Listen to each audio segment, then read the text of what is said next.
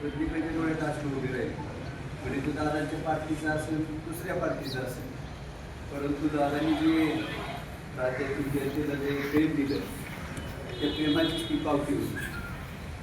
आपण पाहतो आपली PDC बँक राज्यामध्ये 1 नंबर करण्याचं काम दादांनी केलेलं आहे. आर्थिक शिस्तीचा आणि आर्थिक ताकदीचा हा माणूस होता. दोन शुगरसारखा कारखाना म्हणजे अत्यंत शिस्तबद्ध कारभार दादांचा असायचा. क्वालिटीमध्ये कधी तडजोड केली नाही, कामाच्या दर्जात कधी तडजोड केली नाही.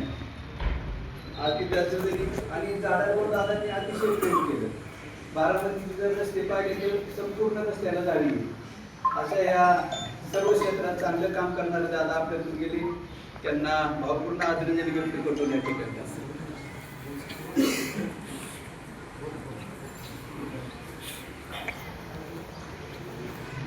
आज आपल्या महाराष्ट्राचं लाडकं नेतृत्व, महाराष्ट्राचा राजहंस, ज्यांनी काठेवाडीपासून तर भारत देशापर्यंत, दिल्लीपर्यंत आपलं नाव, पवार घराण्याचं नाव अगदी नावारूपाला आणून, आणि राजकीय क्षेत्र असू द्या, सामाजिक क्षेत्र असू द्या, आपला एक वेगळा पिंड अजितदादा, म्हणजे महाराष्ट्रातील राजकारणातील दादा कोण असेल तर तो अजितदादा सर्वजण समजले जाते. आणि प्रत्येक गावामध्ये एक ठराविक 3-4 लोक नावानिशी ओळखणारा नेता. आज 2 महिन्यामध्ये मला 4 वेळा दादांची भेट झाली. आणि ज्यावेळी 2009-10ला संस्था काढायची मी केलं, त्यावेळेस पोपटराव गावडे आणि दादा पाटील आम्ही गेलो. अशाच आम्ही करतोय. तर दादांनी प्रश्न विचारला, अरे संस्था काढायची सोपी, पण चालवायची खूप अवघड आहे. कारण ह्याला जे पगार आहेत ते 5व्या 6व्या वेतन आयोग 7 ते 8 दादांची शिफारस पत्र आहे. आणि या 4 दिवसात ज्यावेळेस मी भेटतो दादांना, तर अशी परिस्थिती आहे. आणि मी दादांना सांगितलं की माझं एवढं स्क्वेअर काम आहे. तर दादा म्हणले तू कसं काय केलं एवढं? दादा शेतकऱ्याचा मुलगा आहे आणि तुम्ही पाय ठेवायची माझी अपेक्षा आहे. हे राजकारणामुळं मला दादा पाटील मागं म्हणलं, अशोक पवार म्हणले, पण तुमचे काय माझ्यासून खरं लागले नाही दादा. तर आता सुद्धा दादांच्या नाव 2 कॉलेज आहे, एक BEd कॉलेज आहे, त्याची परमिशन 5 वर्ष झालं आली.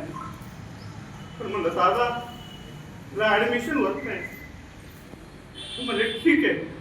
आणि 2012ला अजितदादा पवार मॅनेजमेंट इन्स्टिट्यूट मी कॉलेज काढलं, ही BANIMC.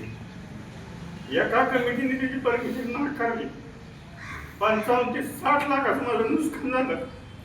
हे दादाला म्हणलं माझं नुकसान झालंय. म्हणले आयुष्यात तुझी कसर मी कुठं काढीन, पण हिशेब मला इथं सांगू नको. म्हणलं दादा चालेल. म्हणले तुला राजकारणात इंटरेस्ट आहे का? म्हणलं दादा मला राजकारणात आवड नाही, पण शैक्षणिक संस्थेच्या तुम्ही राजकारणात बघा.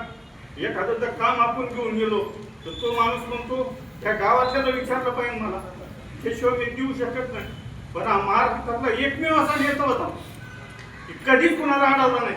त्याला माहीत होतं की हा विरोधी पक्षातला आहे, त्यांनी मला विरोध केला नाही, पण ह्या माणसाने कधीच विरोध केला नाही. आज 17 वर्ष माझ्या संस्थेला कधी ताकद दिली. राजकारणात कुठलं पद प्रतिष्ठा नसू द्या, पण आज राज्यपाल या नावाने आज महाराष्ट्रात नाव आहे. आणि कोणाचं नाव दिलं?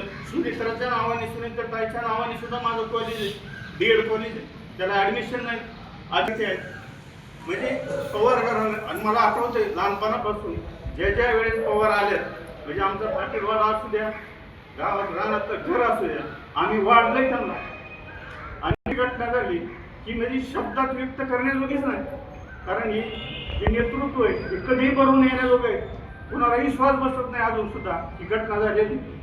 कारण कुणी जाऊ द्या घरातील, पण एखादा हा नेतृत्व म्हणजे पालक होतोय आपल्या मांडवगण मराठा ग्रामस्थांच्या वतीने आणि माझ्या मराठा पाटील सोनाच्या वतीने भावपूर्ण श्रद्धांजली वाहतो आणि सांगतो.